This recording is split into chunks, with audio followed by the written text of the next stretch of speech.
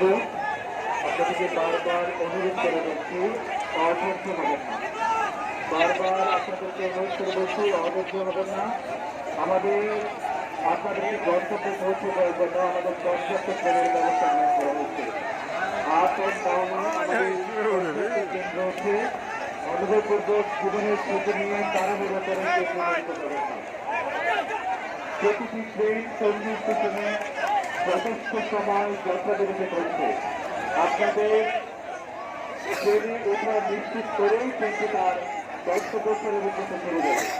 আমি আবার বলছি, আপনাদের ট্রেনে আরোহণ নিশ্চিত করার পরেই ট্রেনটি সঙ্গী স্টেশন থেকে তার গন্তব্যস্থলের উদ্দেশ্যে ছেড়ে যাবে। তাই কোনো অবস্থাতেই কেউ তাড়াহুড়ো করবেন না কিংবা অবস্থা হবেন না।